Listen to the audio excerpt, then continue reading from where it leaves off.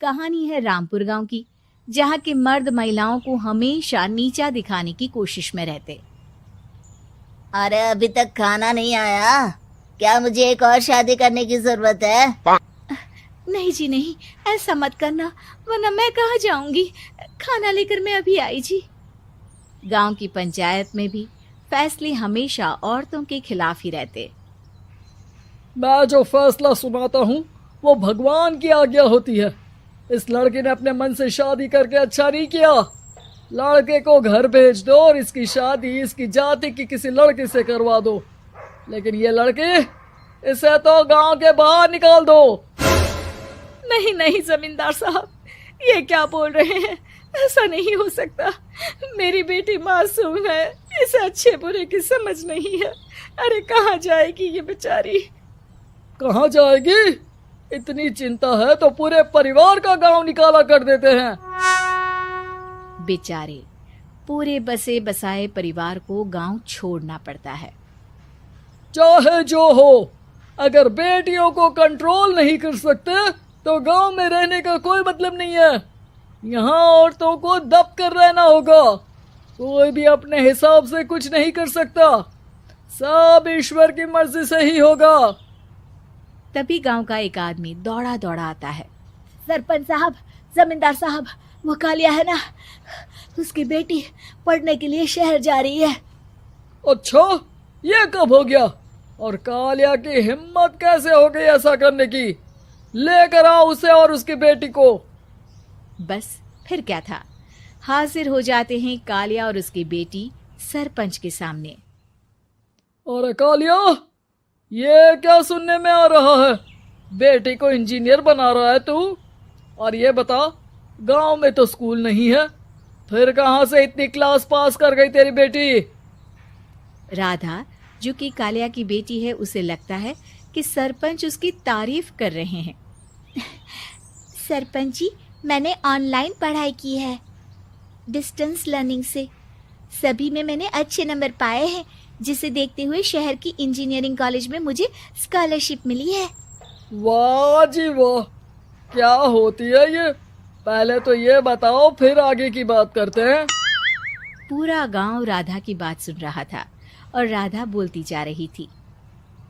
तो ऐसे मैं फ्री में एक अच्छी शिक्षा लेकर गांव में जो कुछ परेशानियां हैं, जैसे बिजली, पानी और इंटरनेट जैसी समस्याओं के लिए काम करूंगी। मैं गांव को शहर से जोड़ने के लिए पुल का निर्माण करवाने का प्रस्ताव रखूंगी।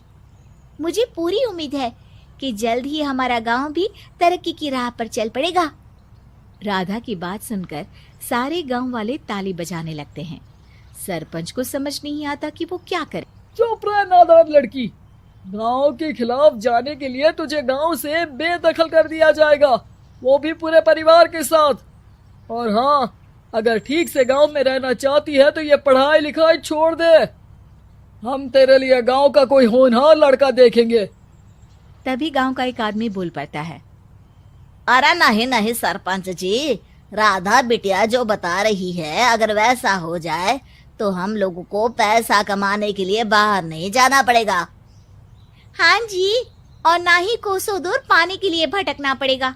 हमारे बच्चे भी अच्छी पढ़ाई कर सकेंगे और आगे बढ़ेंगे, ना कि हमारी तरह खेती करते बैठेंगे। क्यों गांव वालों, राधा बिटिया का साथ देना चाहिए ना। सरपंच देखता है कि गांव राधा के साथ है तो वो चुप हो जाता है।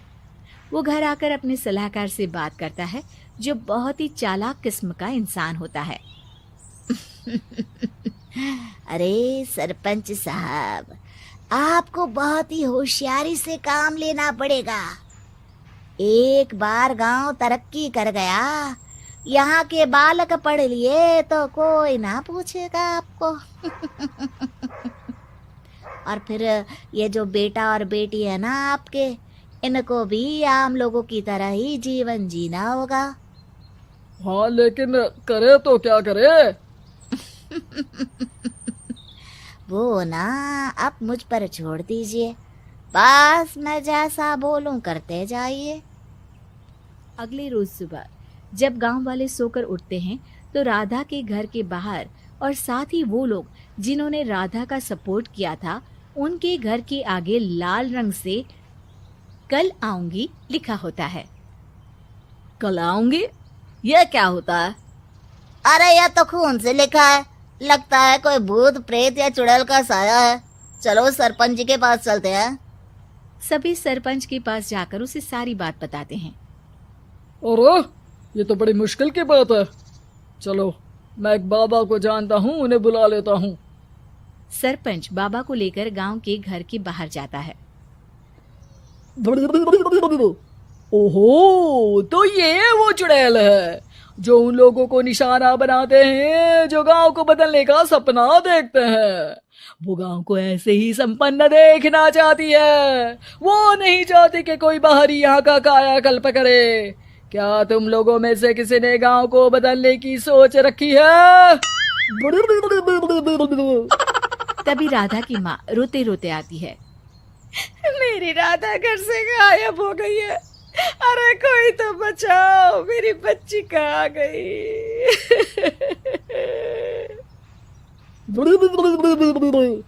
ले गई वो चुड़ैल, तेरी बच्ची को ले गई। अब वो उसे श्रापित करके छोड़ेगी, उस पर चुड़ैल का साया हो जाएगा।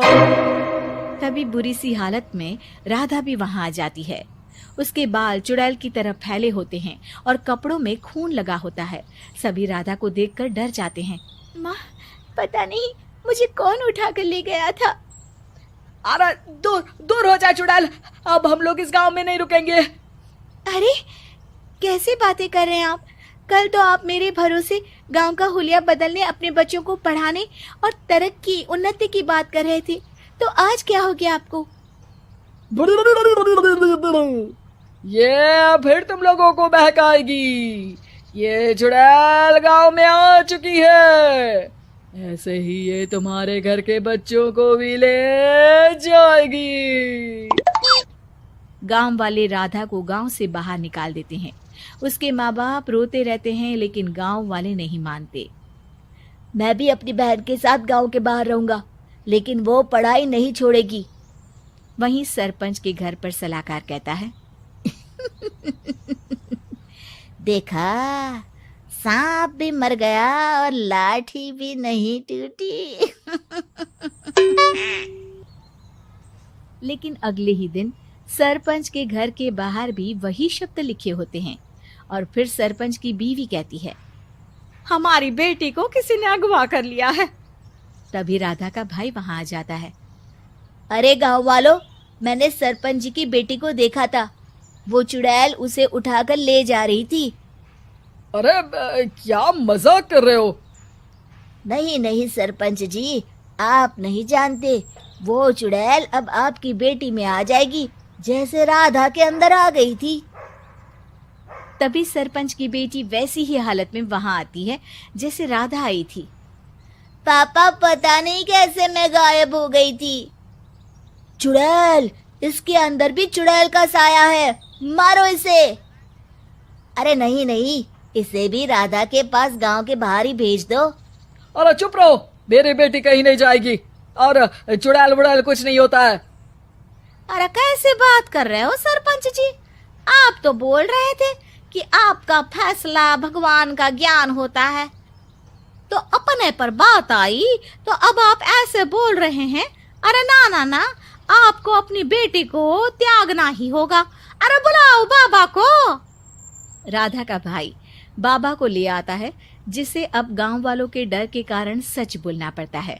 मैं कोई बाबा नहीं हूँ, मैं तो मोची था। ये सलाहकार महोदय ने मुझे कहा था एक्टिंग करने को। अब वो मुझे पैसे देने वाले हैं। अब मुझे माफ कर दो। गलती हो गई, मुझे माफ कर दो। तभी वहां राधा आ जाती है।